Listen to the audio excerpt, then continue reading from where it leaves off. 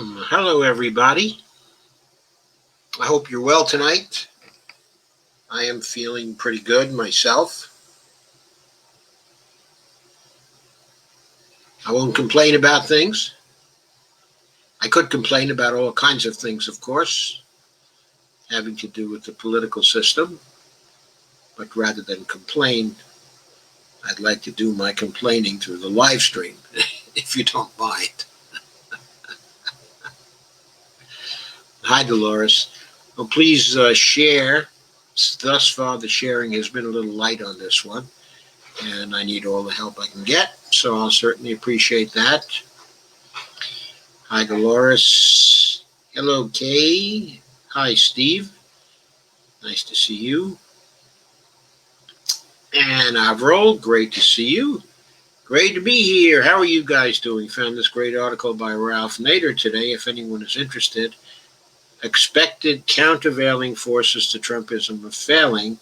I haven't taken a look at Counterpunch today, but I'll definitely take a look at that one, Avril, for future reference, and maybe cover it here. I'm always interested when Ralph is writing something. And Steve DeVore says, hi all. Zach, getting dialysis as I speak. Hope dialysis helps. And Dolores is sharing. Avril says, love that shirt, Dr. Joe. Complain on. We love the Hulk. Okay. I'll try to let the Hulk out sometime tonight. It should be feasible to let the Hulk out. The Hulk, not the Hulk, the Hulk. Once knew a guy by the name of Hulk, as a matter of fact.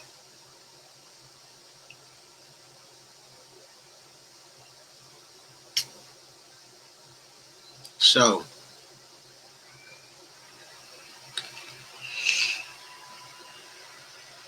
what I want to turn to first is the stimulus bill and what's going on with the stimulus bill.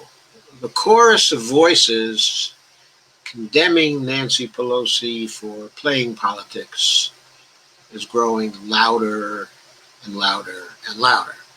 And you know that Nancy Pelosi is far from my favorite person.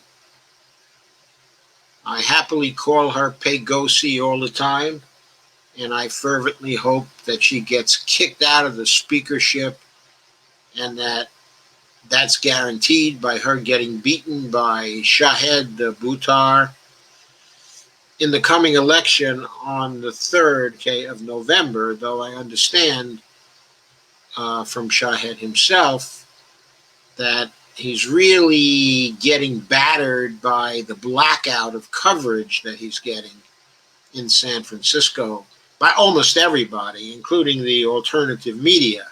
He's not getting coverage even in the alternative media, for the most part, except he says to smear him.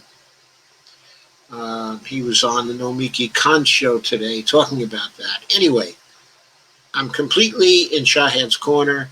I've made some small contributions to Shahed. I will make more contributions to him. I am not for Nancy Pelosi, who I think is entirely reprehensible. I think she blew the CARES Act. She created the conditions. She's one of the most responsible people for the conditions that exist now. Of course, because she's not as responsible as Mitch McConnell or the Republicans, but on the Democratic side, she is the one most responsible for the failure. If she had played tough in March when they were passing the CARES Act and said no aid for big business whatsoever until people are taken care of. And then she had seen to it that the support that was coming through for people was going to be there for the duration of the crisis and for 1 year thereafter, so there was support for the recovery period as well. She could have obviated all this crap that we're going through now. At that point, she had them like this, and she was squeezing. She could have squeezed, but she would not do it. She would not play hardball. And so we got shafted. And when people immediately pointed that out to her, she got angry at them and said, oh, there'll be other chances later. There'll be other chances later. So she's responsible for the situation we're in now. Certainly. Without a doubt. So, with that as a preview, I'm going to share Peace and Common Dreams about one of our favorite Congress people. I assume he's one of our favorite Congress people.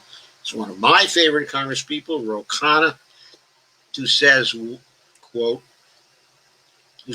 because, quote, people are suffering, unquote. Ro Khanna says, but Democrats have, quote, moral obligation, unquote, to pursue deal with the White House on COVID relief. Well, he's absolutely right about that. And he says, quote, we are the party that stands for the working poor, unquote, said the California Democrat. Yes, I think the Democrats are the party that's supposed to stand for the working poor. Of course, they haven't done it for a very long time. But that's the myth. That's the way they build themselves. It's time they acted like it. Jake Johnson was the staff writer for this article, which was published yesterday evening sometime. There's a picture of Roe speaking to a press conference in Capitol Hill on April 4th, 2019. Looking good, Roe.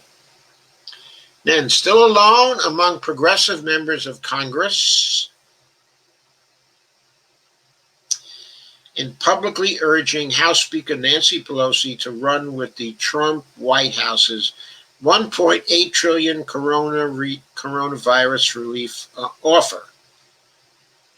Ro Khanna said Monday that Democratic lawmakers have a moral obligation, quote unquote, to pursue a deal to provide additional aid to individuals, families facing a deadly pandemic, mass layoffs, a growing hunger crisis, and a looming wave of evictions. While Khanna is thus far the only progressive member of Congress to speak out in support of accepting most of what's in the $1.8 trillion White House proposal, which includes one-time stimulus payments that for many families would be bigger than the previous round, a $400 per week federal boost in unemployment insurance, and $300 billion to state and local governments.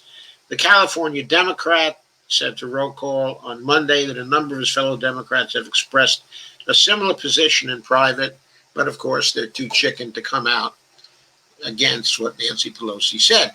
Quote, quite a few members feel this way, Khanna said, telling Roll Call at least 10 of his progressive colleagues share his position on the $1.8 trillion stimulus proposal, which the White House put forth on Friday in the latest bid to jumpstart the negotiations that have been stalled for months and were briefly called off by Donald Trump last week.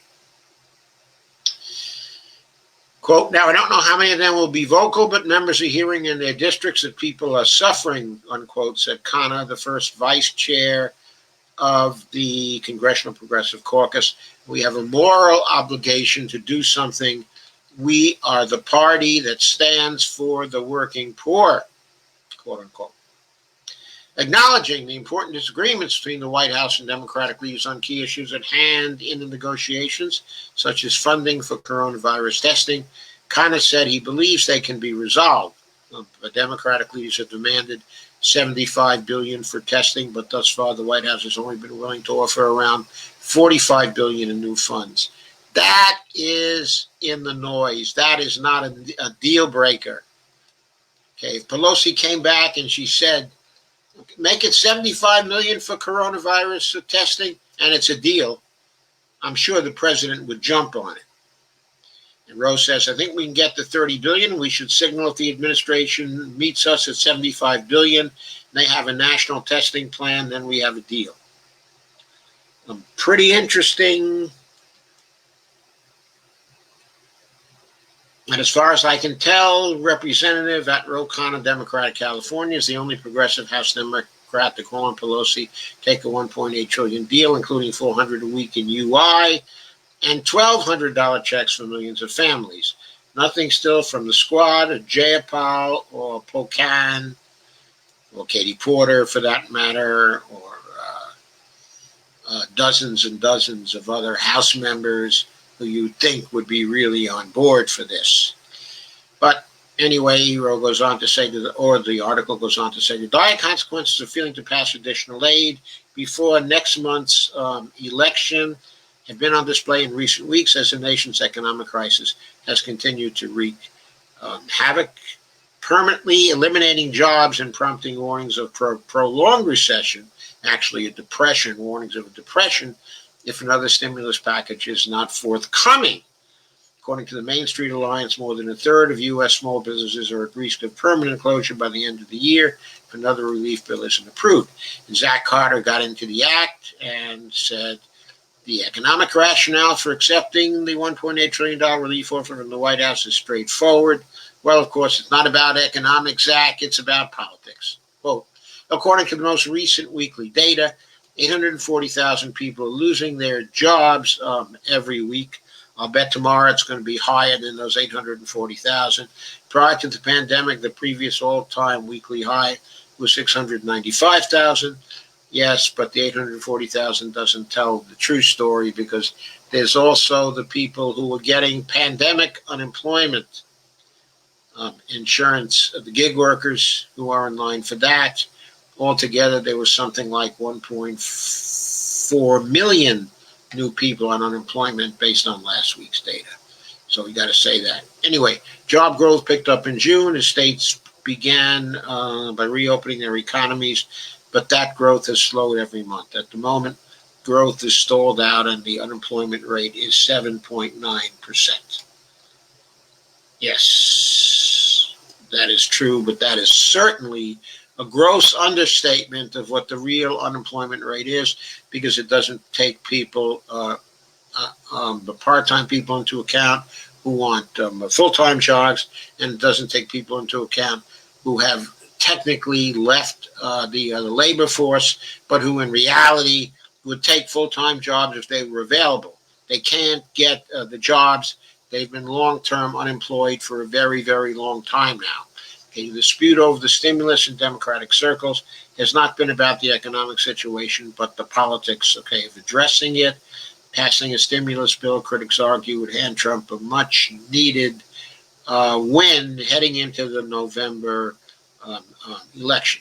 I think we can all agree here that the consideration of handing Trump a win does not at all trade off with making people wait for 3 or 4 more months to get significant help. The damage that will ensue from making them having to wait for 3 or 4 more months is really terrible, and is really a compelling argument for getting something done now that gives significant aid to people.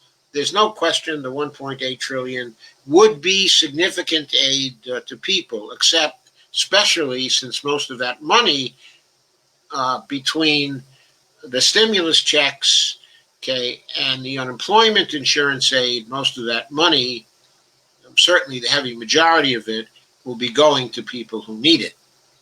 But as Common Dreams reported Monday, some progressives and Democratic commentators have countered that reaching a relief compromise with the White House and putting the onus on the Senate Republicans would come with a substantial political upside for Democrats. Of course, I agree with that too. I think that's a very good argument. But Senator McConnell is rejecting the deal. But as Zach Carter puts it, heads working people win, tails Republicans lose. Pelosi should take the deal. And Matt Bruenig, founder of the People's Policy Project, a left-wing think tank, tweeted Monday that, quote, Roe is right about this. If there is a White House-approved proposal for 1.8T, then the House should pass it. Worst case scenario is it dies in the Senate, but possible it could pass with Trump's support. No downside, possible upside. In an interview on MSNBC Tuesday morning, House Majority Leader Steny Hoyer sounded a note of optimism when discussing the prospects of another coronavirus relief deal before next month's election, pointing to Pelosi and Treasury Secretary Mnuchin's for previous bipartisan agreements. We ought to be able to make a fifth, says Hoyer. I don't think Hoyer knows a goddamn thing. His word on this is worth nothing. But Nancy Pelosi, whose chamber has passed two ambitious relief bills that the people in the Senate, specifically Republicans, have refused to even consider, has shown no indication of backing away from her opposition to the Trump administration's $1.8 trillion offer. A fly on the wheel or wherever else it might land in the Oval Office tells me the president only wants his name on a check. I remain hopeful the White House will finally join us to recognize the needs of the American people, take action to address the health and economic crisis in their lives. On a House Democratic caucus called Tuesday, there was no pushback against Nancy Pelosi's strategy of rejecting the White House $1.8 trillion offer, according to Jeff Stein of the Washington Post. So, that doesn't answer the question. Why is Pelosi passing up this deal? I know people are saying, she's just playing politics. But why is she playing politics? Why is she playing politics? That is the question. Why is she playing politics? Okay. I don't know why she is playing politics. But we're going to share another article that develops a theory about why she is playing politics. And then I'll offer some other thoughts on why she may be playing politics. Okay. To me, those thoughts will be very commonsensical thoughts.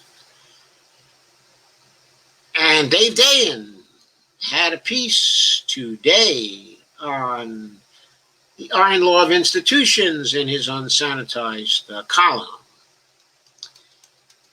And his theory about this is that it's the iron law of institutions. He says, I think it's finally pierced the media bubble that there isn't going to be any stimulus until after the election. Those, quote, take the deal, Pelosi, unquote, hot takes somehow failed to move her, and nobody's really attempted to move Mitch McConnell based on a weird protocol that the House, having passed two large relief packages, has to pass a third before it could put pressure on the Senate. Of course, Dave here is implicitly suggesting that's a ridiculous idea, and I agree with him. That's a ridiculous idea. But anyway, Mitch McConnell has now announced a vote when the Senate returns to session on Monday, which is October 19th. Okay, the Senate's coming back on October 19th, and he's going to try to pass a narrow stimulus bill that appears to be the same bill he failed to pass a few weeks ago, or something even smaller. The only thing we know will be in it is a reauthorization of the Paycheck Protection Program, the PPP, which had $130 billion in remaining funds when it expired. In other words, the only stimulus that he is committed to, nobody wanted the last time it was introduced. There are reports that people seem to want it now. Maybe they could change the terms of it so it's more attractive to people. But anyway, it might give $130 billion in help to certain businesses. Okay. In other words, the only stimulus. By the way, the White House floated this kind of skinny bill a couple of days ago, so this is a party-wide initiative. There would be value, incidentally, in Speaker Pelosi encouraging Senate Democrats to let through that skinny bill and then immediately ask to go to conference with the HEROES Act to negotiate the outcome with McConnell directly. That won't get anywhere, but would clearly show who's holding up what. Okay, I like that idea.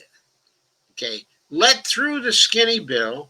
Okay, amend the skinny bill with the HEROES Act, and then send it back to the Senate, asking for a conference committee. Okay, if McConnell turns it down, everybody knows who is holding up stuff. Okay, so from a political point of view, that's a good thing to do. But remember, we're not interested in playing politics here. We're interested in getting a bill through to help people.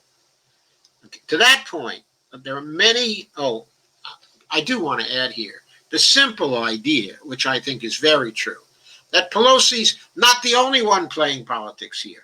Obviously, Trump is playing politics here. Obviously, McConnell is playing politics here. I mean, obviously, Ro Khanna is playing his kind of politics here because it's in his interest to advocate for the people. Okay, in this instance, everybody is playing politics. The real question is not who's playing politics. The real question is who's really interested in the end in getting a bill passed before the election so people don't have to sit around for 3 months in the cold, some of them even starving, with no hope. It's just an incredibly bad situation with a depression starting and deepening. That's the last thing we want. I suspect that even for Nancy Pelosi, it's the last thing that she wants too. Maybe I'm giving her too much credit. I don't want to give her any credit, okay, at all. So I won't give her credit. Okay, if you want to believe that she just thinks it would be best if she could put the blame on the Republicans and be done with it, yeah, I think that would make her pretty happy. But I really don't think she wants people hassling her butt from now until January, till a new Congress starts, and blaming her for not getting through a bill. Yeah, they'll blame the Republicans. They'll blame Trump. They'll go ahead and they'll vote them out. But they're also going to blame Nancy Pelosi and Chuck Schumer and the weak leadership of the Democratic Party. And those leaders are going to hear that until January. And they'll be coming up then for a vote as to whether they're going to continue as the majority leader of the Senate and as the Speaker of the House. And if they don't come up with a bill, if they don't perform well and get people some relief, people are going to be opposed to their continuing to lead the party. And they may not be able to continue. The popular support may be there for them to be kicked out in favor of other people who were just waiting in the wings to be the leaders of the party. So Pelosi has to consider that too. I think Pelosi's got to come up with something decent here because she's going to feel the pressure as well. Going on with the piece. To that point, many are confused about why economic relief, which is in the political interest of both parties before the election, and the policy interest of the entire country cannot be agreed to when it was in March. I have lots of thoughts about that, as longtime unsanitized readers may well know. I'm not an unsanitized reader. I'm a sanitized reader. Anyway, my assumption was that once corporate America was taken care of, Republican lawmakers would tire of fiscal spending, and that has proven correct.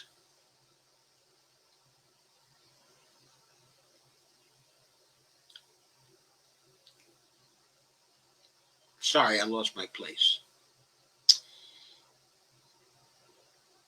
And that has proven correct. If it doesn't redistribute wealth and power upward, Senate Republicans want nothing to do with it.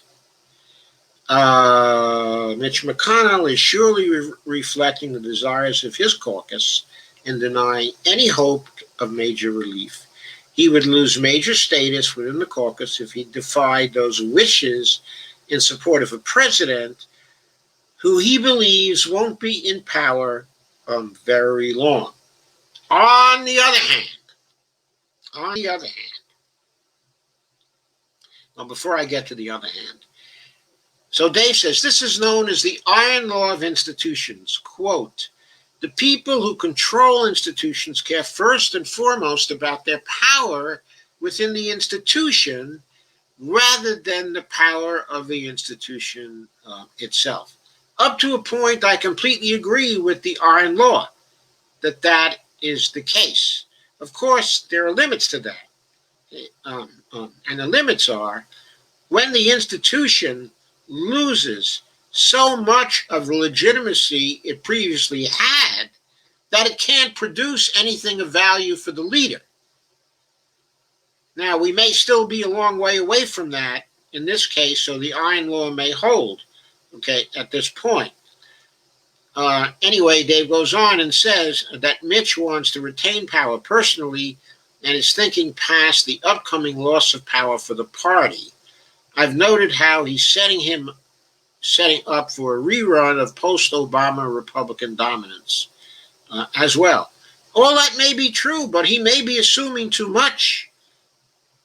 If the Senate run on November 3rd proves to be a slaughter of the Republicans by the Democrats, okay, and the Democrats end up with a big majority in the Senate, Mitch may not be able to block legislation in the Senate. He may have no power for the next 2 years. And that may mean no rerun of post-Obama Republican dominance as well. Now, he did pretty well in 2009 and 2010, in spite of the fact that Democrats did have a big majority in the Senate. But that doesn't mean the same thing is going to happen now, because the Democrats this time are going to have to perform if they want to retain power in the institution at all. They're going to have to perform. Now, I don't know if Schumer is going to be the leader. I don't know if he's going to survive the election. He's been such a weak leader. It wouldn't surprise me if someone else succeeds him, if they vote in somebody else, just to try somebody different, because he's been abysmal. He won't play hardball at all. He never plays hardball at all. Like right now, he can probably block Amy Coney Barrett. He said himself, he can delay things for a week. So as the Senate comes back on October 19th, he can delay things to October 26th. They can ask for a delay in a confirmation vote at least until October 26th. Then he can work with Nancy Pelosi to bring certain bills to the Senate that will require the Senate to take them up, because bills of that particular type have precedence over a confirmation vote. Days can be wasted on bills like that. Now, I don't know whether the Senate plans to adjourn again for the election, but I don't think they're going to be there right up to November 3rd or November 2nd. I mean, they're going to go home that weekend. They're probably going to want to leave on Thursday or Friday. So November 3rd is what, Tuesday? We're looking at 2nd, on Monday. The 1st is on Sunday. 31st is on Saturday. They're going to want to be out of there by the 29th or 30th. They're going to want to be on a plane to go home for the election, especially when so many of them seats up for grabs right now. They're going to want to leave. And then the Democrats would have the floor. If they remain, the Democrats are going to have the floor. I think the Republicans have to be out of there by October 29th. So all Nancy Pelosi has to do with her special bills is to send them up to the Senate and take 3 days, and they can block the Amy Coney Barrett nomination until after the election. At the very least, Schumer can do that. He doesn't have to roll over and play dead. He said he would use every tool at his disposal. He hasn't used one of them, not one of them yet. Anyway, what's been less understood is how the iron law of institutions is affecting Nancy Pelosi's decision-making as well. Her appearance with Wolf Blitzer was an absolute train wreck, with her blasting him for being a GOP apologist when all he said over and over again was, people are hurting, can't you come to a deal, quote unquote. When you get in a fight with someone so intelligent that he broke the record for negative dollar amounts on Celebrity Jeopardy, and you lose that badly, something is wrong with your messaging. Yet Pelosi proudly displayed the transcript on her website anyway. What a schmuck she is, right? What a schmuck. What was she really doing in that interview? Why do we have schmucks leading the Democratic Party in Congress? Tell me, why do we have schmucks? I know why. Because the schmucks can get the money from the donors. All the donors want leading the Democratic Party are schmucks. That's why Bernie Sanders is not the majority leader of a Democratic Party. What was she really doing in that interview? She was defending her committee chairs, who she has put out front and center as objecting to this and that part of the White House's $1.8 trillion counteroffer. Writ large, your macroeconomic pundit might see the objections as pretty trivial. But I guarantee you they're important to one committee or one subcaucus or one block of Democrats. For example, there's money for child care, which Nancy Pelosi has consistently called too light, is critical for women of color who make up a near majority of the providers. Things like earned income tax credit and the child tax credit, which Nancy Pelosi wants increased and made useful for the pandemic tax year, are pet projects of Ways and Means committee members, probably of Richie Neal's. These are things that Pelosi can point to and tell House Democrats she's fighting for their objectives. Underlying that is the fact that this is a purely theoretical exercise. Nancy Pelosi taking or not taking a deal will not matter as to whether stimulus reaches the American people. McConnell is the roadblock, and the mission is doomed. So the only thing Pelosi needs to protect is her status among the Democratic caucus. And now we're almost to what I think Pelosi should do. Okay. So far, practically nobody inside the caucus has disagreed with her position. One of the truly terrible after effects of the pandemic has been the dissolution of Congress as a legislative body. All lawmaking has funneled up to the Speaker. The bulk of the House has been prevented from governing. There's something darkly comic in progressives fighting so hard to upset incumbents and gain additional members of the squad so they can sit around too while Pelosi tells them to vote for something. But it's up to the caucus to be mad about that, not me. And all indications are that they're not mad. Pelosi's imperiousness may have been a problem at points during the pandemic, but people have short-term memories. And on this particular negotiation, Pelosi is trying pretty hard to show the objections are caucus-wide and picking out little provisions that likely matter to key members.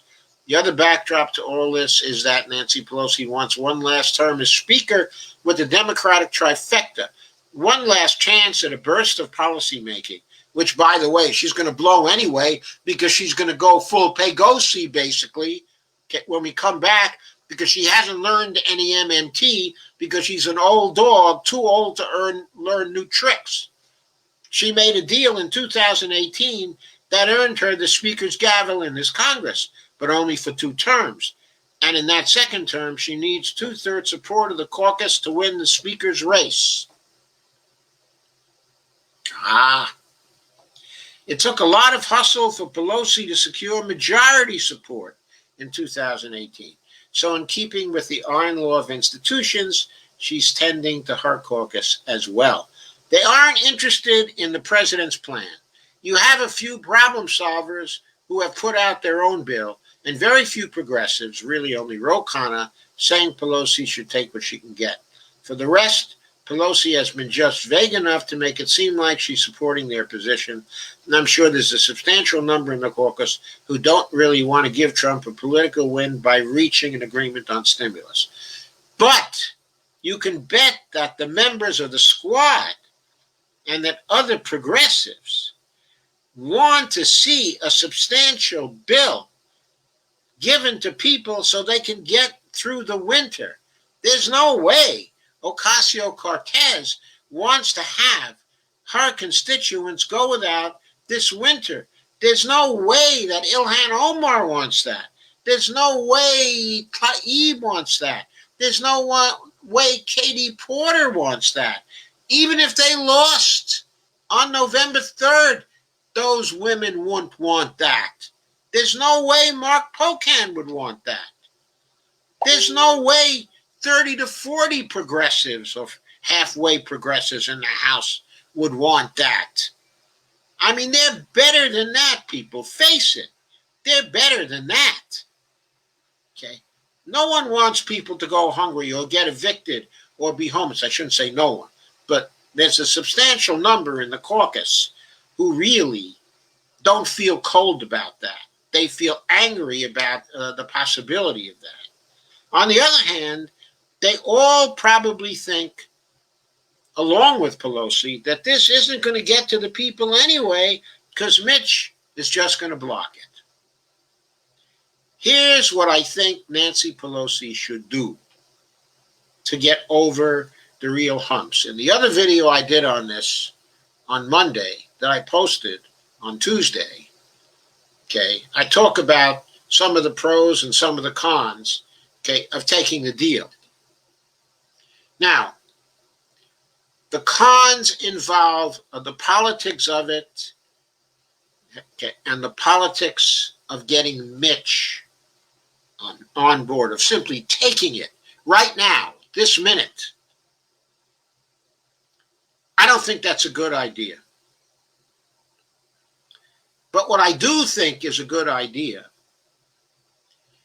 is giving it a few more days for the pressure to build on the president, on the Republican senators who want to hold on to their seats.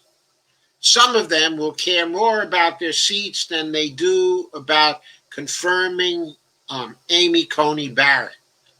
They know Amy Coney Barrett is not going to get them reelected. There's another reason for a few more days also.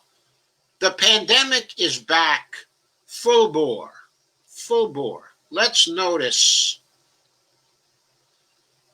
that right now, today, and of course we're not completely done with the day. Let me wait here for the site to come in. Let's just look for the new news.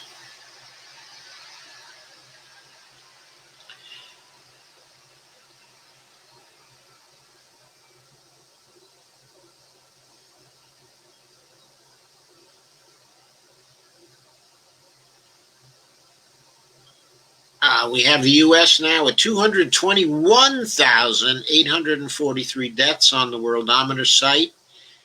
And we also have 669 deaths per million now.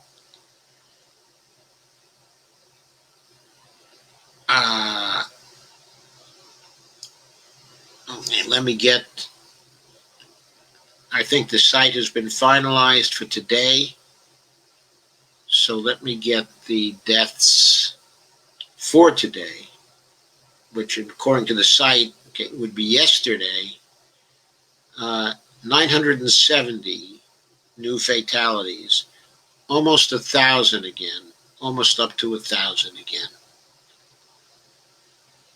We've been getting increasing deaths over the last 3-4 days, going up to 1,000 again here in the United States.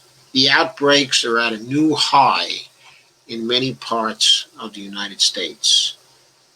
Only 12 states out of the 51 states and the one district, which is DC, that have a reproduction rate that's less than 1.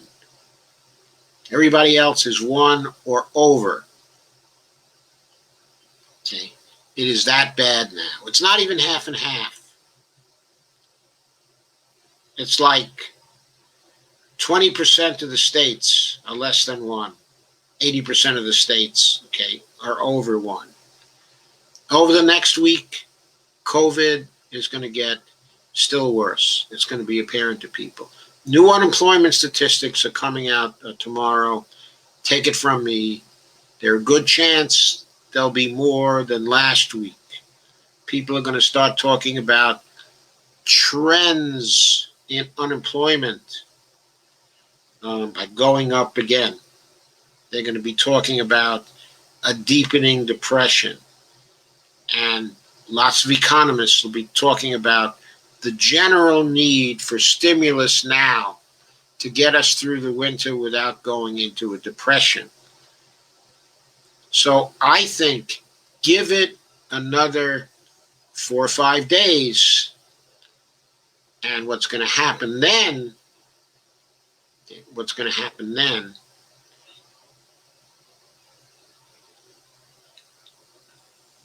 is that there'll be maximal pressure on the Republicans. That's the time for Nancy Pelosi to make a deal. But here's the deal she should make. She should get some more of those little pieces for parts of her caucus that she thinks are absolutely necessary. If it's 30 million more or 50 million more or 75 billion more, sorry, I meant to say billion, billion more, or 100 billion more, I'll bet she can get that from Trump because he is desperate. But what she also needs to get from Trump, is this particular commitment. She has to get a commitment but from Trump.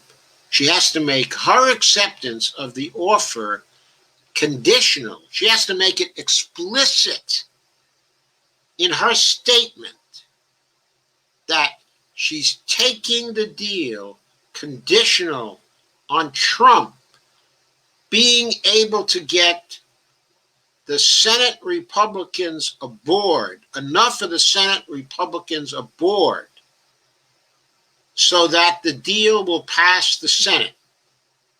He can probably do that with only 15 Republican senators. That would give them 62 votes, would get over any filibuster, any possibility, of a filibuster.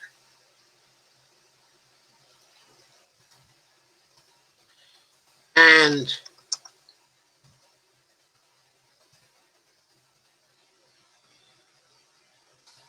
she has to extract a commitment and publicly state that commitment in her public statement.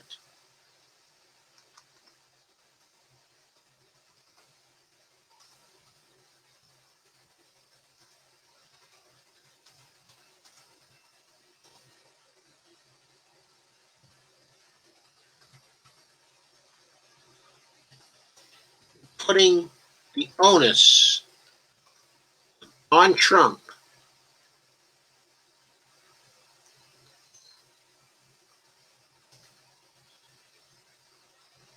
to return from negotiations with the Republicans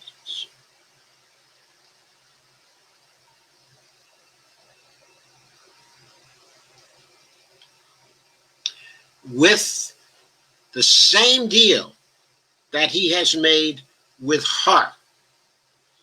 In other words, no more futzing around by Mitch. Trump has to go to Mitch, and he has to say, you have to take this deal. If you don't take this deal, I'm going to get on my Twitter account and I'm going to tweet the hell out of all the Republicans who are still against this deal from now until the day of the election. That's what Trump has to do. That's the agreement she has to get from Trump. All she has to announce is that her deal with Trump is conditional on his getting the Senate to accept that very same deal. No ifs, ands, or buts, no poison pills, no liability shields for business, no cuts in, let's say, Postal Service funding that has been agreed upon,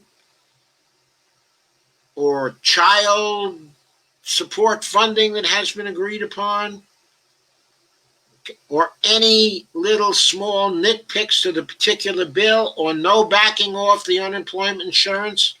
In other words, the deal Pelosi makes with Trump has to be the final deal. And she has to make the deal, her taking a deal, conditional on its being the final deal. And that has to happen quickly. It has to happen within hours. Trump has to come down hard on the Republican caucus.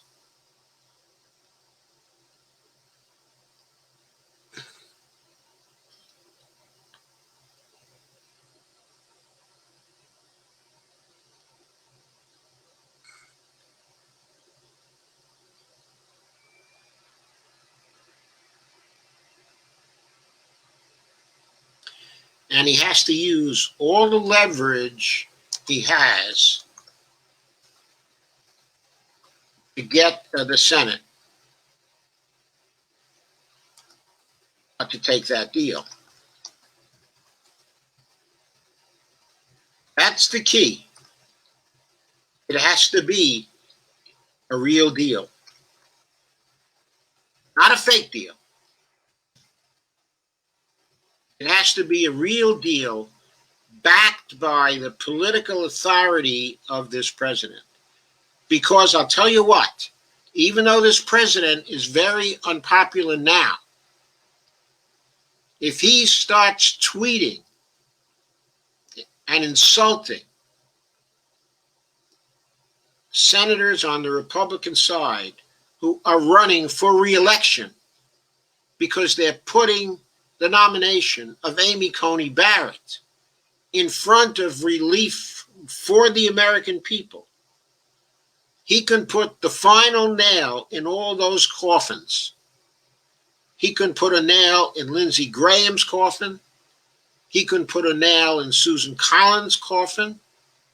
He can put a nail in Tom Tillis's coffin, in Cory Gardner's coffin, in Kelly Loeffler's coffin.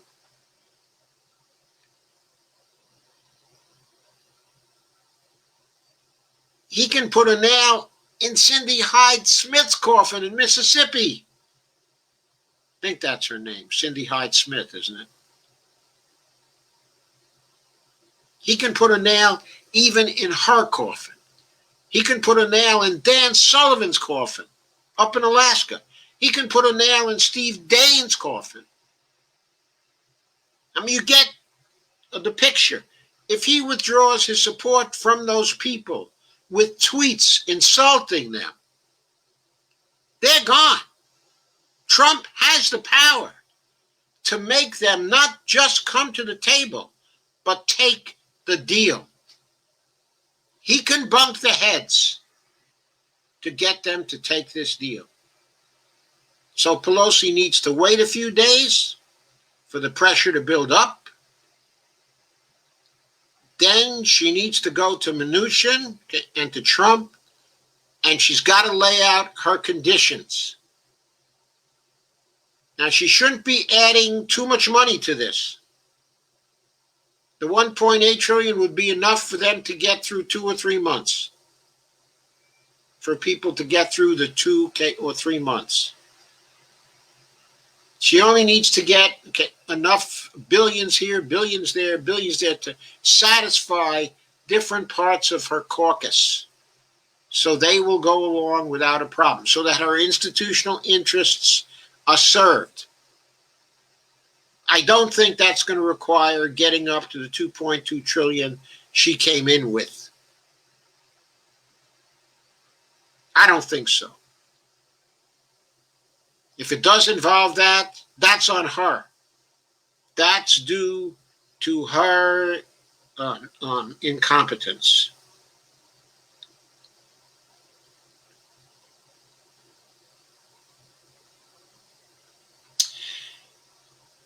There's one final threat which the president can use. I'm sure he's very familiar with this particular tactic because it's a very popular tactic in business. I'm sure he wrote about it in The Art of the Deal, or his ghostwriter wrote about it, in The Art of the Deal. Salespeople are very familiar with this kind of tactic, when making a deal. And the tactic is called take the deal away. Take the deal away. What is the deal that Trump can take away, or that he can threaten to take away, which should bring these people to the table immediately? He can threaten. He can only say that he only has to say this to Mitch and let Mitch communicate it, to the rest of the caucus. But this is what he has to say to Mitch. He has to say, look, Mitch, if you do not whip your caucus into line and get at least 15 of them to vote for Nancy Pelosi's bill, 15 of them have to take the dive. Now, you've got 15 senators who are not running for re-election right now. So they can come over and vote for the stimulus bill. You have to insist they do so. You have to whip them into line. And what you have to tell them is this. If they don't get into line and vote for the $1.8 trillion deal that I've agreed to with Nancy Pelosi, I am going to withdraw the name of Amy Coney Barrett from nomination to the Supreme Court. I'm going to take away that deal. You all want Amy Coney Barrett to be nominated. I want this relief deal because, understand this, if I don't get a relief deal to the American people this week, I'm a dead pigeon. I'm going to lose the election. If I lose the election, Mitch, what do I care if Amy Coney Barrett is confirmed or not? You guys care about that because it's a great accomplishment for you. It's a generational accomplishment because you've got the Supreme Court for a generation. So you want this. But that's not what I care about. I want to be reelected. I want to be the president of the United States again. I don't want to face the music I'll have to face if I'm not the president of the United States again. I got a lot on the line here. So if you don't play ball with me, I'm taking Amy Coney Barrett away from you. And I'm not going to make another nomination. This is going to be it. I'm not making a nomination after the election. I'm not resubmitting Amy Coney Barrett's name after the election. I'm not. I'm not going to do it. It's all, Amy Coney Barrett's going to be over for you. So you have to play ball with me now. That is what you have to do. If you do that, it'll be good for you. You'll save some Senate seats. Or your people won't go down to defeat. Do you know, Mitch, you could possibly lose 14 or 15 seats, you could be faced with 62 Democrats and only 38 on the Republican side in the next election. That's what can happen to you if you don't pass a relief bill.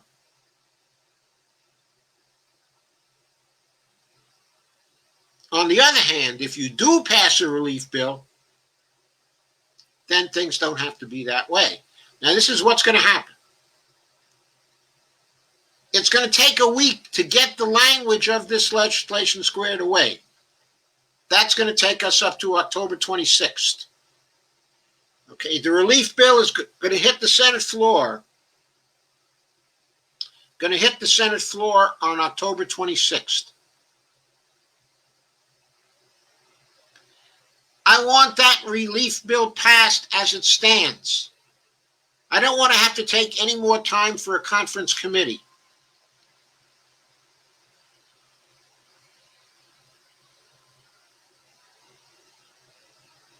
Now, I know that if this relief bill is passed on the 26th, there may not be time for you to get Amy Coney Barrett through before the election, because you guys probably have to be out of here by the 31st.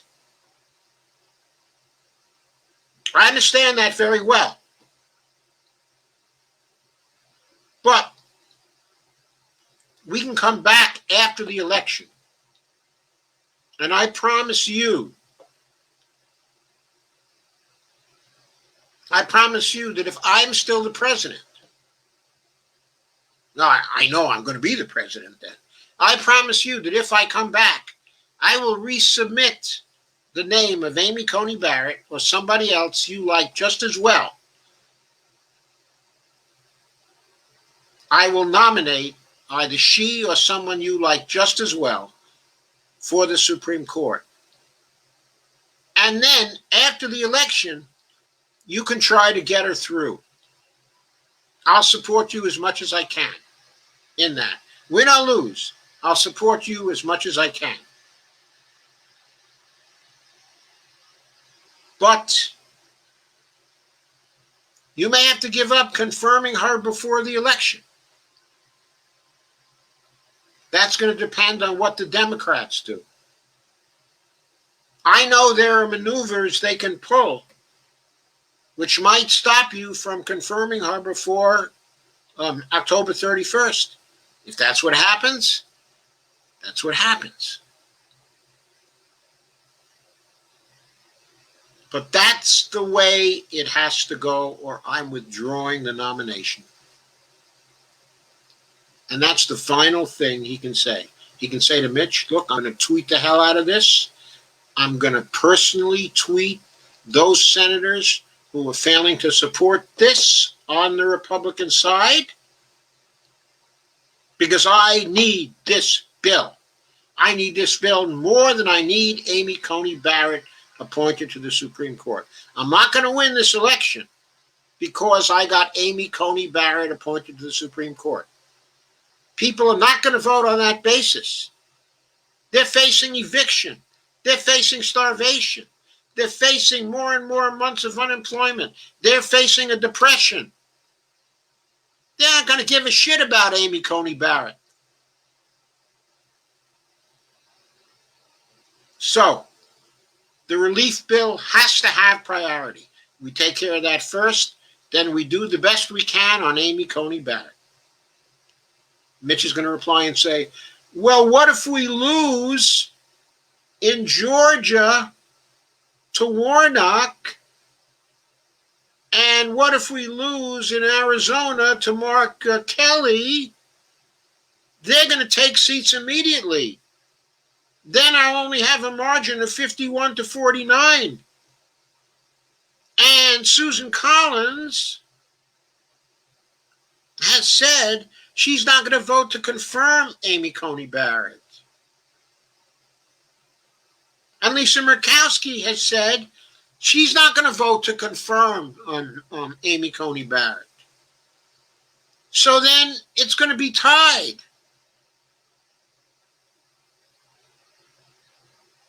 it's going to be tied at 49-49, and we won't be able to confirm Amy Coney Barrett. And then Trump has to say to him, Mitch, you're a very clever guy. There's nobody smarter in getting things through the Senate than you are. So you're going to have to wheel and deal. And you're going to have to do what you can about that. And I'll help you. I'll help you by tweeting against the people who are blocking Amy Coney Barrett.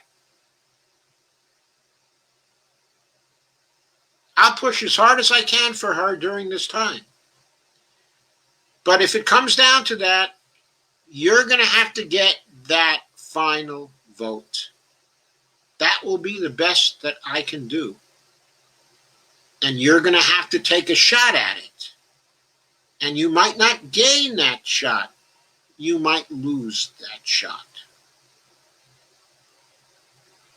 We're just going to have to wait and see.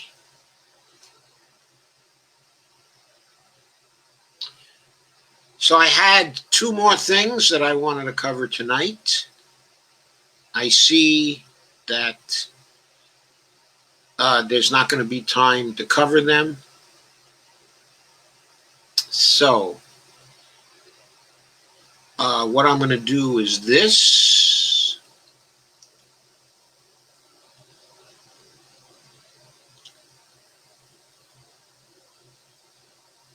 Okay, I'm going to cover a short one on court expansion, which I'm going to want you to keep in mind. It's a good one. That is court packing, if you like. I don't like the word packing. It's pejorative. Okay, it's unnecessarily pejorative.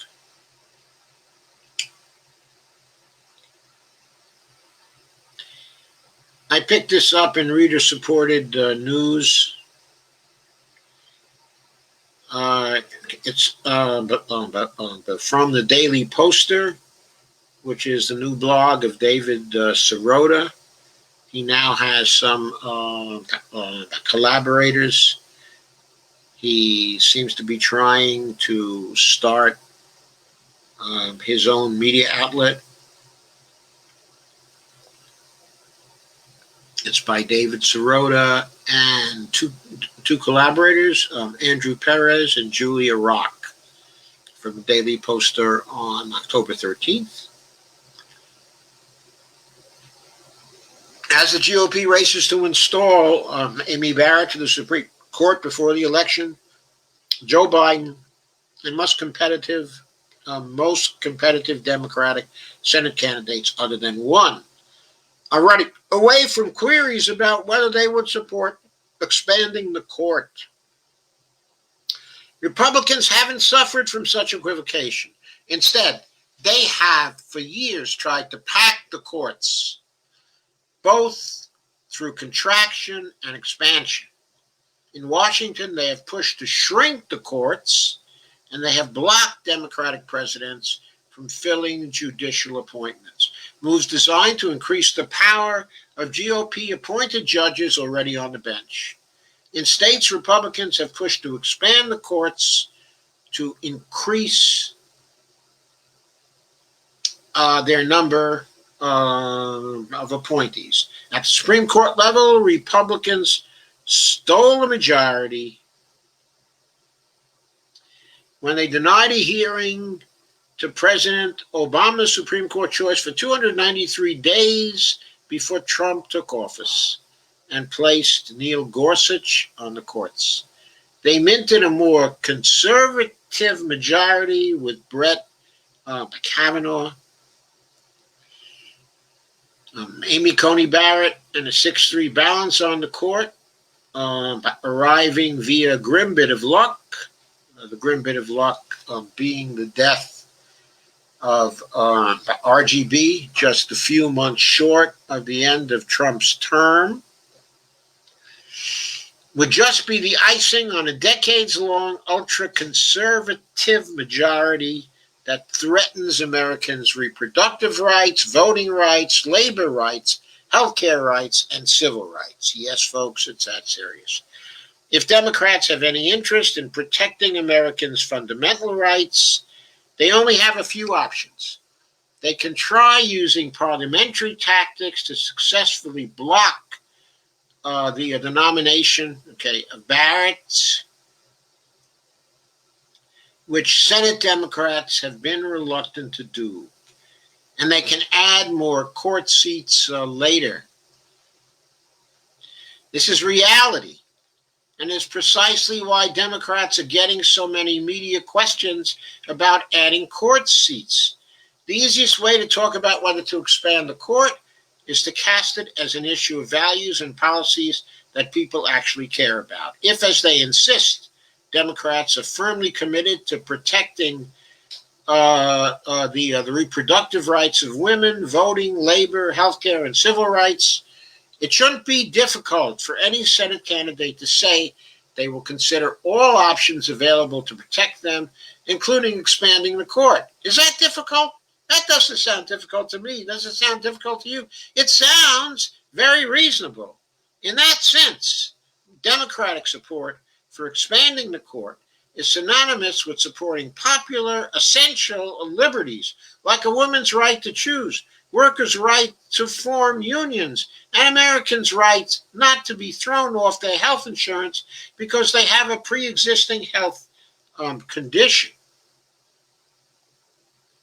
By contrast, Republicans only want to talk abstractly about process and court size and not about policy because their judicial nominees' opposition to abortion rights, healthcare protections, and union rights are wildly unpopular.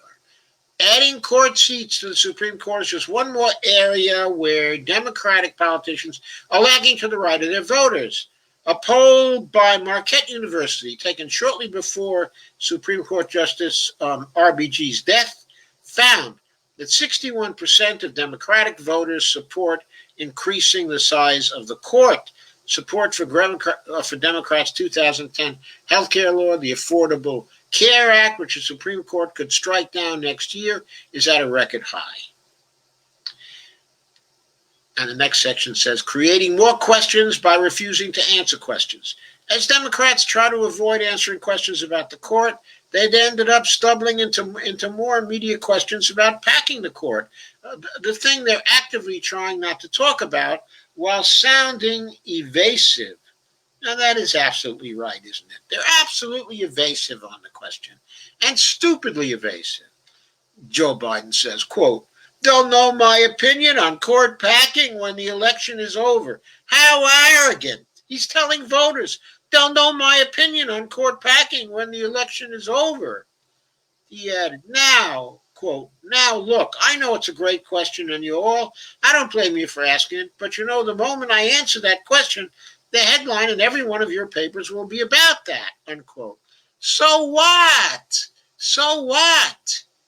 If you make a careful statement about saying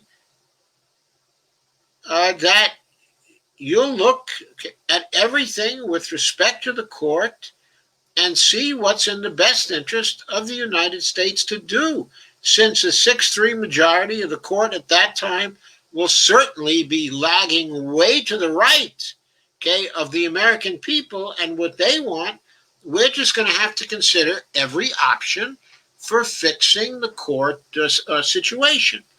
When a local reporter in Las Vegas told Biden that adding court seats is, quote, the number one thing I've been asked about from viewers, Biden responded, quote, well, you've been asked by the viewers who are probably Republicans who don't want me continuing to talk about what they're doing to the court right now, unquote. And the answer should be from all of us is, oh, by all means, we want you to continue to talk about what they're doing to the court right now, but we also want you to talk about what you're going to do something about it. What are you going to do something about it? We want a reasonable response to that question. Democratic Senate challengers in key states, Jamie Harrison in South Carolina, Cal Cunningham in North Carolina, Mark Kelly in Arizona, John Ossoff in Georgia, Teresa Greenfield in Iowa, Sarah Gideon in Maine, and John Hickenlooper in Colorado, all cowards, have said outright that they oppose adding judges to the court or attempted to dodge the topic, one or the other. But there's one Democratic Senate candidate who gets it right. At least one Democratic Senate candidate seems to understand the situation. Over the weekend, Montana's Democratic Governor, Steve Bullock, said if he is elected to the Senate, he would consider expanding the Supreme Court. Here's a snippet of the AP report. Bullock rejected the confirmation process of Judge Amy Coney Barrett to the U.S. Supreme Court, saying it could put parts of the Affordable Care Act in jeopardy. Daines has expressed support for a court case seeking repeal of the health care law, which is set to be heard by the courts days after the November 3rd election. So there, he took a hit at Daines, too, who said he's supporting the court case to get rid of it. Bullock said that if Coney Barrett was confirmed, he would be open to measures including adding justices to the bench, a practice critics have dubbed packing the courts. Okay, so Bullock could have been quoted as saying, I'd be open to measures including adding justices to the bench, which I call expanding the courts. He could have preempted them. They call it packing, we call it expanding, so the courts can do a better job. And then quote again, we need to figure out the ways to actually get the politics out of the court, unquote, said Steve Bullock. And quote again, that's anything from the Judicial Standards Commission, or we'll look at any other thing that might be suggested, including adding justices. Republicans were quick to attack Bullock for this position, but there is little evidence that the exact number of justices on the court is some top-of-mind concern with respect to voters. There's absolutely zero evidence that voters want the Supreme Court stuck at 9 justices, even if that means those justices doing wildly unpopular things, like throwing out protections for pre-existing medical conditions. Of course, any legislation to expand the court will inevitably be met with GOP claims that Democrats are violating the Constitution. However, expanding the court is totally consistent with the Congress's enumerated powers. Look forward to a Congress that is likely to be very Democratic in the House, very Democratic in the Senate, and a Democratic president.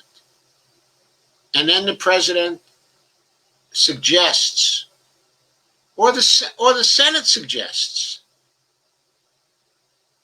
that it would be a good thing to expand the court. And the GOP claims the Democrats are violating the Constitution? Come on. Come on. All people have to do is read Article 3 of the Constitution to see there's no set number of justices, not even necessary. Quote, under the Constitution, the number of Supreme Court justices is not fixed. Congress can change it by passing an act that is signed by the president, wrote Scott Bomboy, the executive director of the National Conference Center. Quote, Article 3, Section 1 starts with a broad direction to Congress to establish the court system. Quote, the judicial power of the United States shall be vested in one Supreme Court and in such inferior courts as the Congress may from time to time ordain and establish, unquote.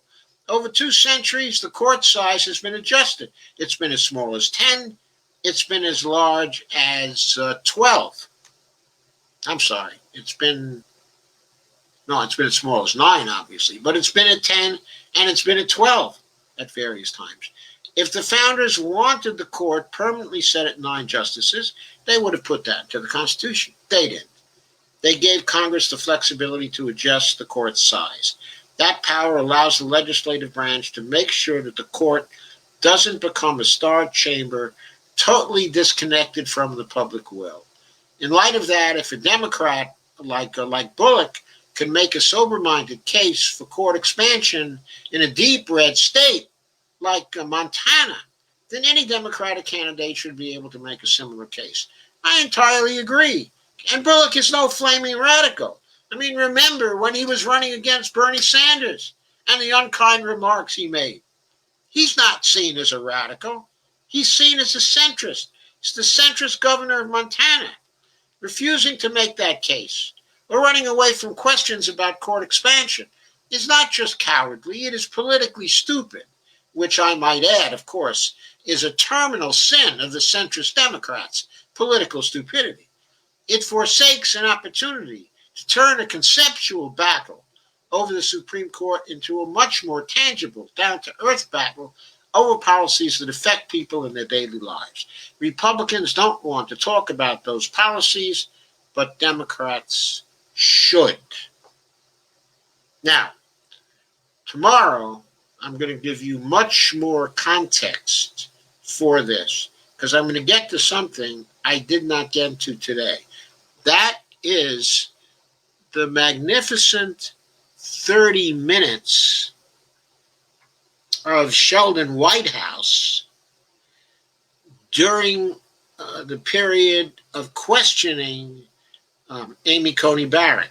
Sheldon did not do much questioning, but he did a fantastic job of laying out what's going on behind the Supreme Court and what forces have been at work for a very long time to ensure that the Supreme Court would be turned to the right by the 6-3 majority currently being set.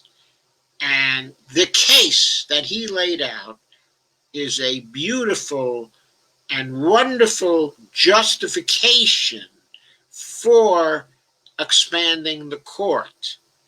Also, in addition, there are other things we will cover when it comes to expanding the court if time allows and political issues do not intervene before next time. Specifically,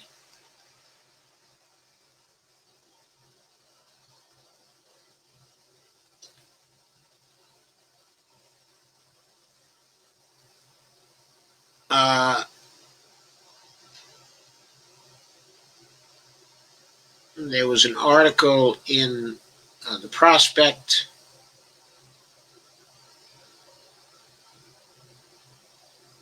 that talks about supersizing the Supreme Court as a new way to take the politics out of the Supreme Court. It's a great proposal. Okay, it appeared in the Prospect.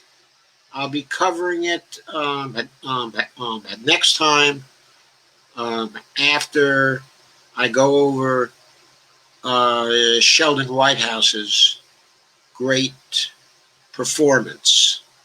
Okay, so that's going to be very interesting tomorrow. And I hope you will look at my progressive short takes. I've posted 3 now. I got a little too busy today. I didn't get a chance to post a 4th. I altogether have 6 done, okay, at this point. So I'll probably post the 4th and 5th tomorrow, and the 6th for you on Friday. But I have the progressive short takes as well. So now I will stop and I will consider your comments. I hope you liked this one. I'm getting a lot of likes, so I have the feeling you did like it. That's good. I'm glad that you did like it. And let me get to your comments. There we go.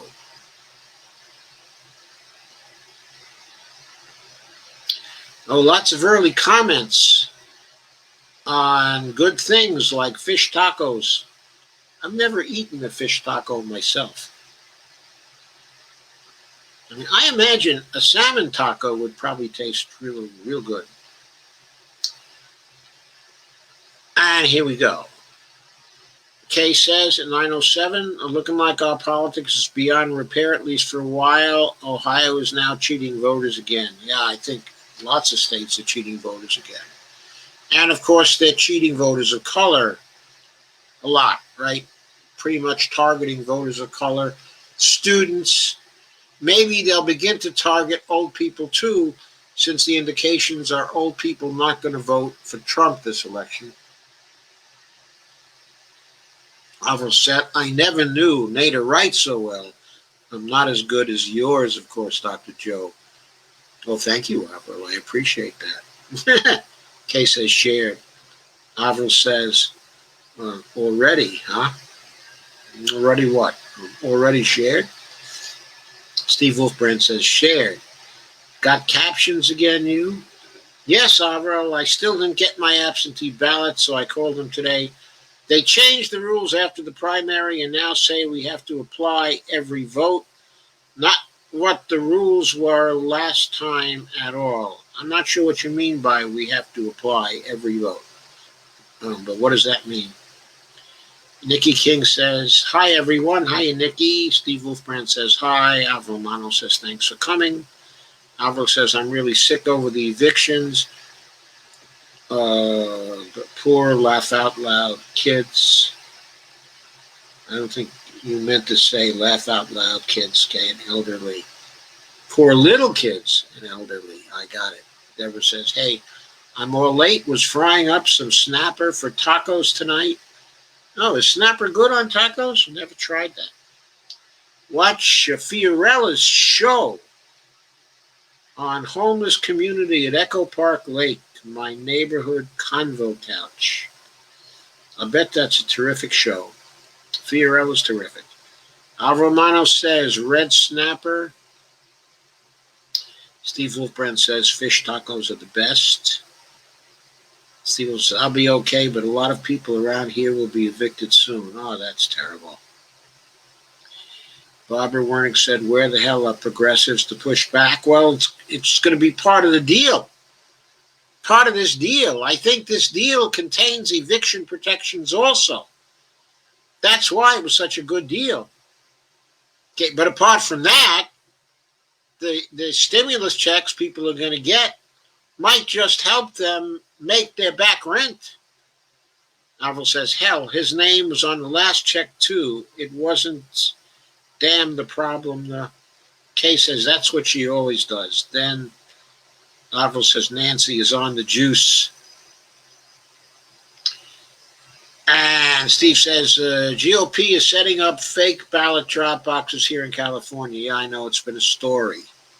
It's been a story. But I think they're on top of that now, aren't they? They're not going to be able to put up the fake ballot drop boxes any longer because Alex Padilla is going to prosecute them, isn't he? Avro Mana says, I have read that. Kay says, I heard that, Steve. Barbara says, hi, Avro. I don't think I was replying to you. I was responding to the commentary. That's fine. Thank you, Barbara. And Al Romano says the gas companies want the bill passed. Yep, Dr. Joe, you're a Lysol reader, sanitized. I'm a sanitized reader. I'm not an unsanitized. Barbara said there is no pressure. She's anointed. She's anointed. Kay says, sad but true, Barbara. Alvaro says, yeah, saint lack of spine. Steve says, I doubt that I'm going to vote at all. Fuck this shit. Kay says, I understand too well, Steve. Alvaro says, yep, have you guys ever seen Dinner for Schmucks? Hilarious. No, I never saw Dinner for Schmucks. Send the link. I probably enjoy it. Barbara says, it's all about the money. We're a corrupted state. We can't vote our way out. They own the electric. Joanne says, hi, and she waves. And Kay says, I'm voting to save my measly SS income as it's all I have left to lose at this point. Joanne says, vote out incumbents and vote for MMT progressives. Yes. Yes, sirree. Let's do that. Barbara says they are not speaking out. Well, they'll speak out in a few days. You'll see. The pressure is going to build on Nancy from that end of her caucus. The pressure is going to build on her. But Biden, and you can help that pressure by tweeting this video. Because I put forward a deal that she can make with Trump that will get Mitch aboard. I don't even know if Trump knows he can withdraw the nomination of Amy Coney Barrett. He's such a klutz when it comes to any detail. He probably doesn't know he can hold that over Mitch's head. Of course, he knows about his tweeting. He can hold that over Mitch's head. But people may be less and less afraid of his tweets as things are going. But they're going to be very afraid of his withdrawing Amy Coney Barrett. Because if they don't vote for a stimulus bill, and he withdraws Amy Coney Barrett too, those senators have nothing to run on. They got nothing to run on. All they got is COVID and 221,000 deaths to run on.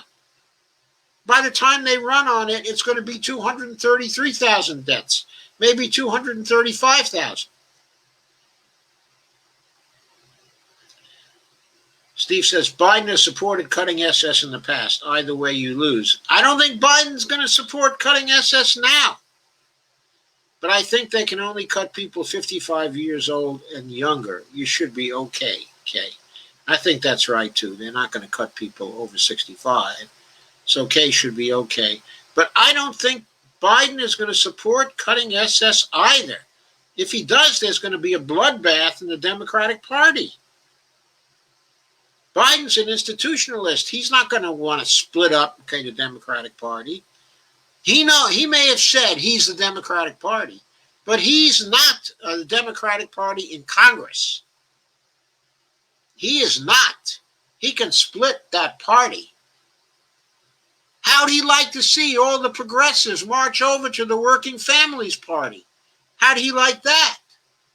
I don't think he would. He did an about-face on that, Steve. Finally, he's talking about expanding it now. He is. The question is whether he believes it or not. Kay says, Obama was cutting it too.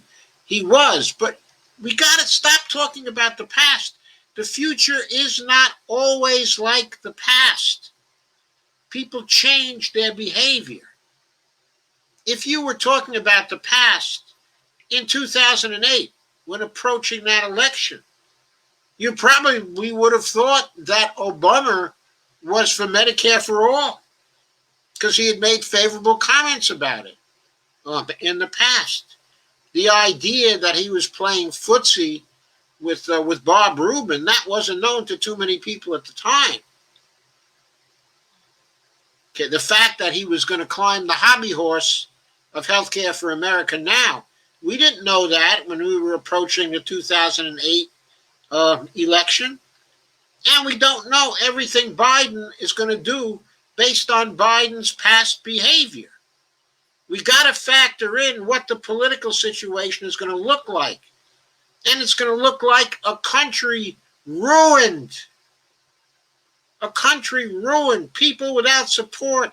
Industries gone. Thousands of small businesses gone.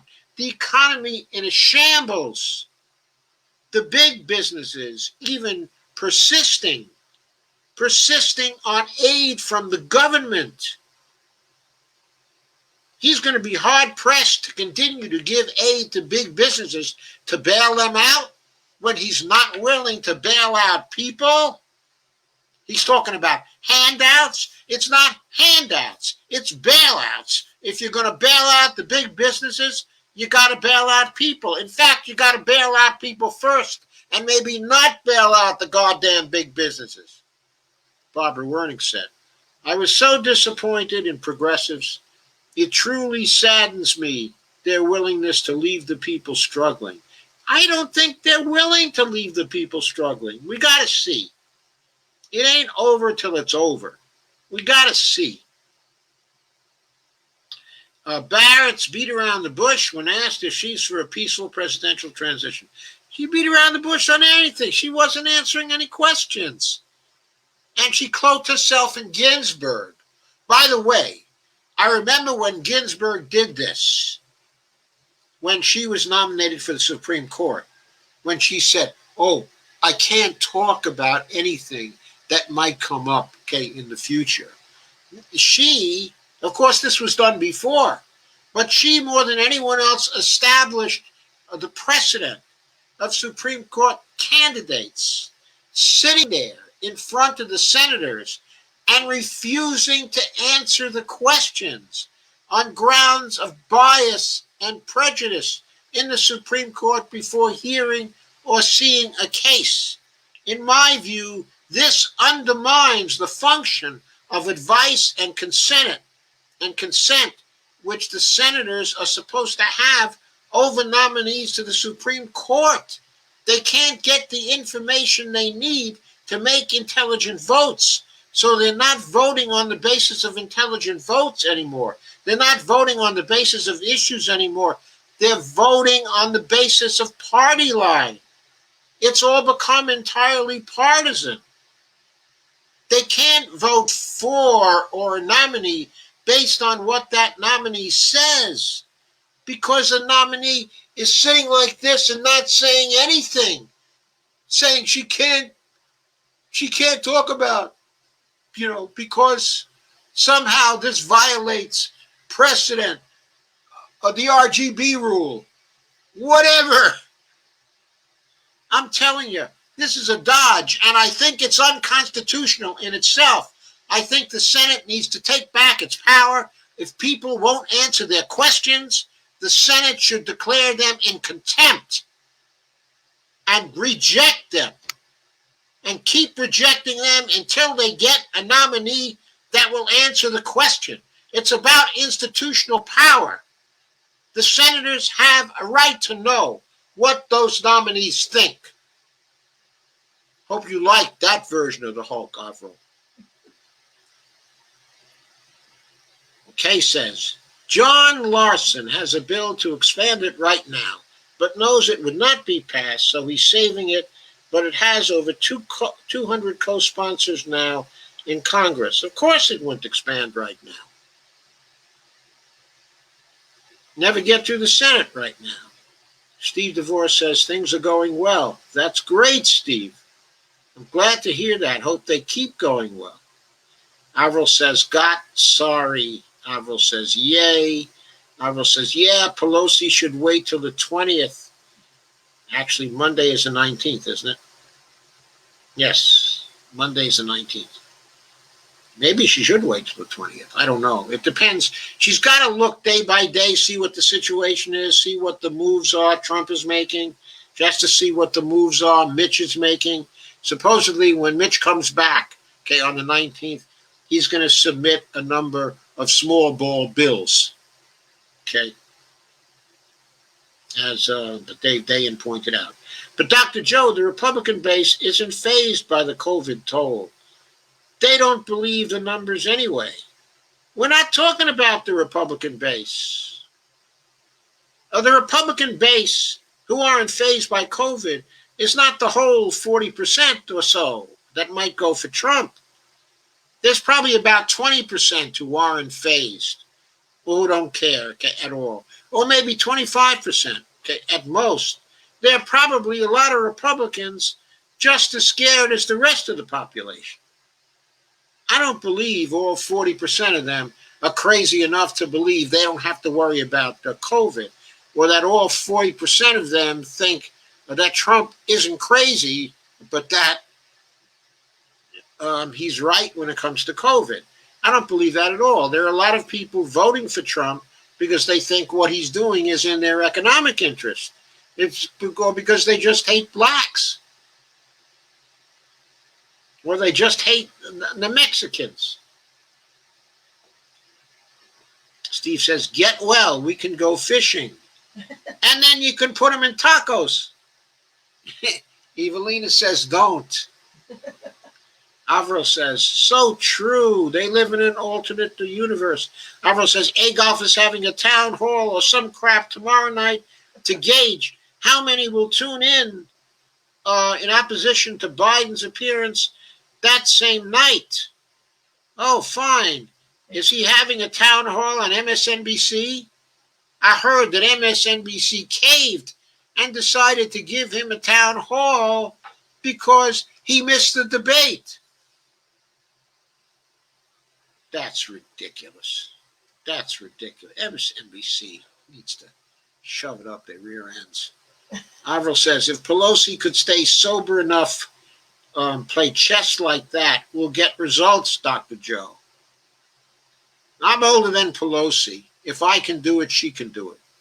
Kay says, hope NBC doing Rump's tanks in viewers. Rump's tanks? Why the hell should they do that anyway? Rump's tanks? What are Rump's tanks?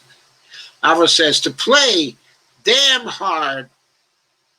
To play, damn, it's hard to type error-free on this little phone. I know, I have problems with little phones too. I never use little phones to do anything like this. I always use big keyboards.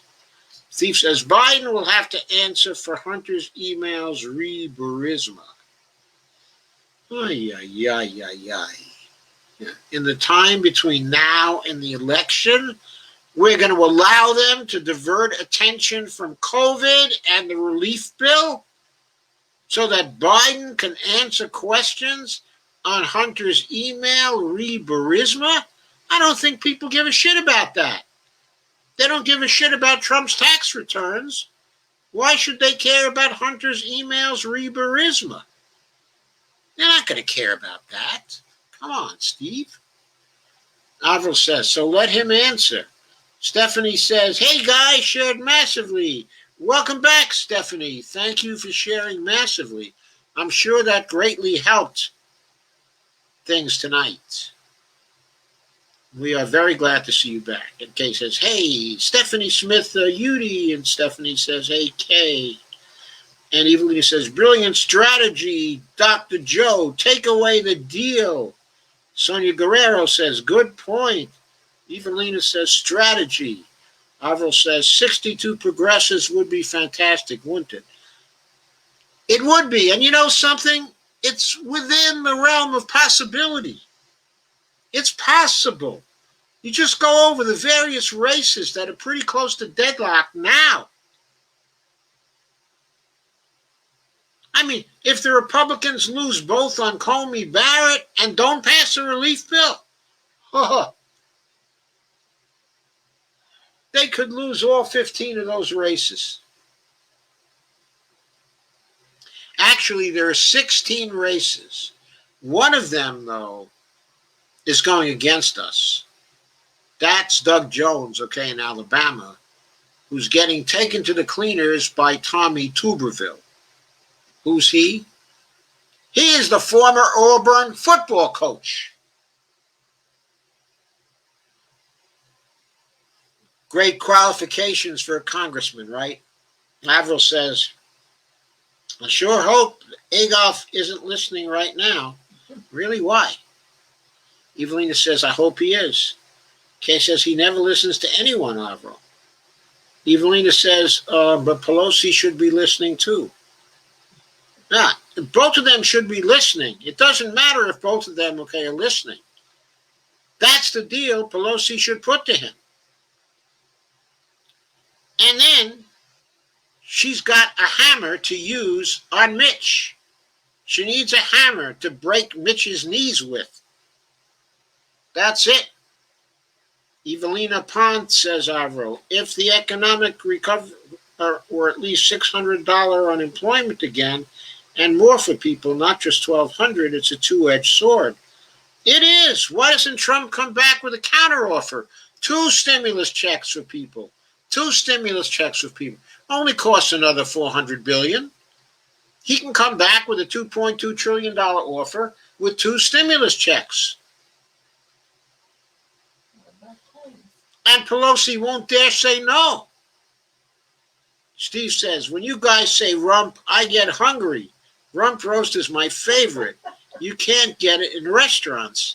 So you just forced to cook it on a charcoal grill at home, right, Steve? Kay says, hoping to get back on Medicaid by the end of this month. Oh. I wish you luck, Kay. That would be great. Alva says, okay, Dr. Joe, you can do short takes on the two things. And Evelina says, Alva Romano, okay, so you don't agree with Dr. Joe's strategy? Evelina says, in good advice, I don't agree with the low amount of the bill for the people. I don't want Agoff to win. That's why I said that. Agoff is not going to win. He's not going to win. I don't think so, but he might think he can win if he has 2 rounds of stimulus checks to send to people. He could phase them over time.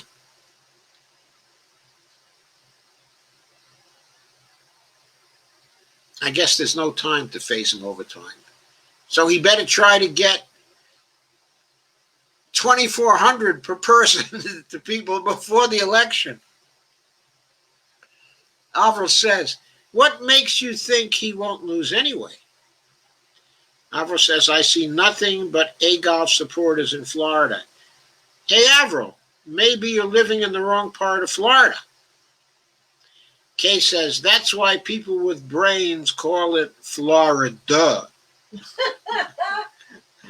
Alvaro says, oh, damn, my last little bit of bread has mold on it.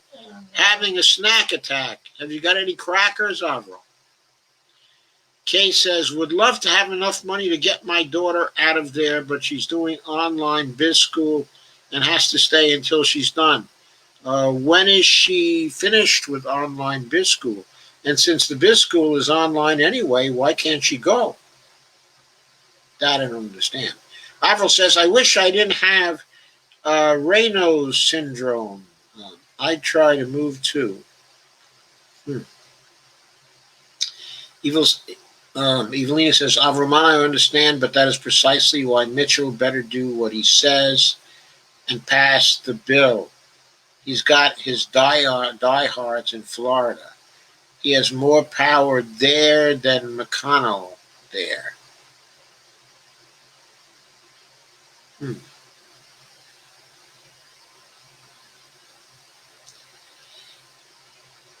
not sure I understood that, Evelina. Kay says, what is that, Avro? I've never heard of it. Avro said, can't tolerate cold without being in pain. So you could move somewhere else. You could move to California. That's where your daughter is. Right?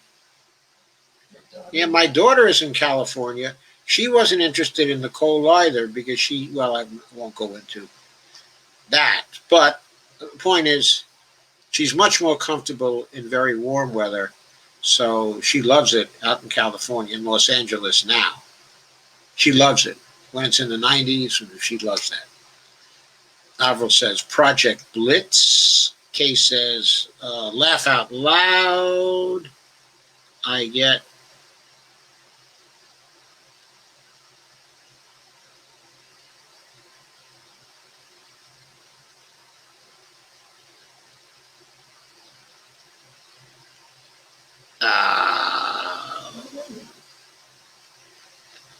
oh, I scrolled too fast. Kay says, laugh out loud, I get pain in winter too. I call it arthritis. Laugh out loud, my knees and back are junk.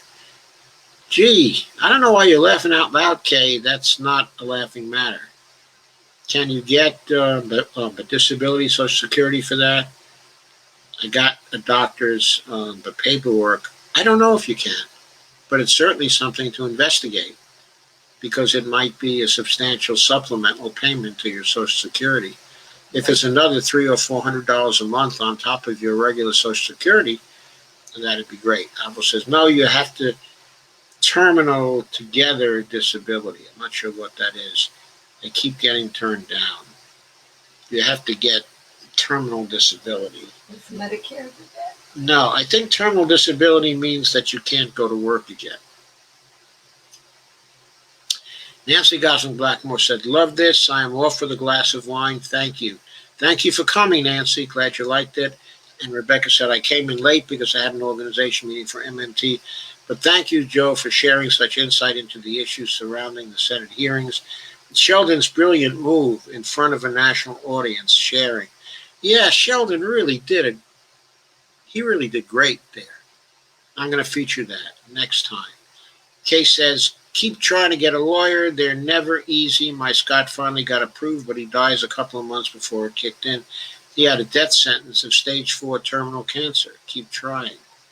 Avril says, "I don't want to give lawyers that much money." Kay says, "Scott didn't pay them. I think what little they get comes out of your payments when they finally get approved. You look into it further. You have to have something." Avril says, "They want 33%. Fuck that." Kay says, "What are you going to live on? You don't work." Avril says, "Got my sugar daddy." Avril says, "Goddamn right, Hulk." Kay says, "Whatever. You can't always depend on other people. I know that firsthand. Go for disability. Don't be stupid."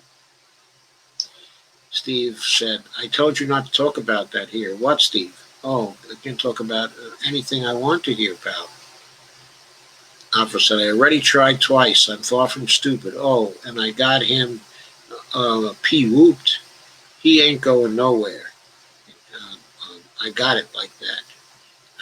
Oh, Jesus. God. Steve said, "I was talking to Avril." Kay says, "Oh, whatever."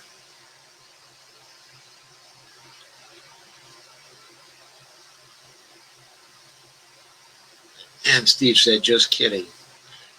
And Avril says, "Love the Mean Green Machine, Hulk, Dr. Joe, motivating. I like it rough."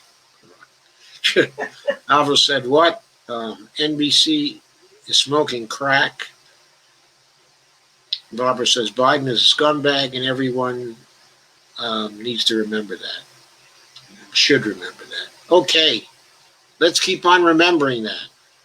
Let's use it. There are ways to use that.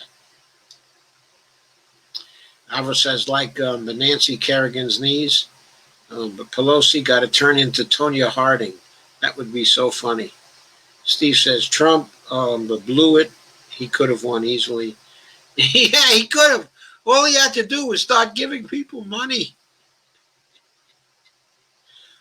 He could have put together a number of sweet deals that Nancy Pelosi wouldn't have been able to turn down. And then he could have whipped on Mitch.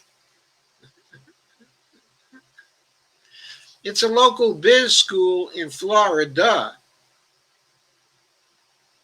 He was too busy listening to Larry Kudlow. His stupid friend, Larry Kudlow. No clue, Larry. Case it's a local biz school in Florida. Laugh out loud. Makes no sense to me either. Case says, "Gotta laugh or I cry." Barbara Wernick says, "Disability is tricking. They torture you." We got to change that. Alva says, "I got to look that Sheldon White House bid up. It's okay. I'll be going through it next time, tomorrow night. I'll be going through it. I'll be doing the Hulk when I go through it." Okay, I guess I've gotten to the end of your comments. Thank you again for coming. Thank you for all the comments. Thank you for everything tonight. I still got 17 people here. That's great. Steve says, "I'm going to bed. Sleep tight, Steve." And Avril says, "But Larry from the Three Stooges." Who are the other two Stooges other than Larry Kudlow? And Dolores Pierce says, "Thank you and good night." Yes. Thank you, Dolores. Thank you for all your help. Okay, good night, folks. I'll be back tomorrow with another one. And I'll be putting up some more short takes. Okay, says, "Between driving delivery truck for 15 years and falling on Canton sidewalks, I'm screwed." And Alvaro says, sweet dreams about Michelle Obama. Debbie Bennett says, vote Trump out. I already have. Wake up America. Yes, I already have too. And so has Bonnie. We have both already done so. We have done our bit.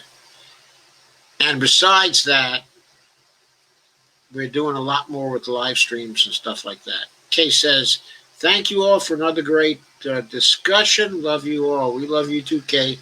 Take care and have a great night. Okay.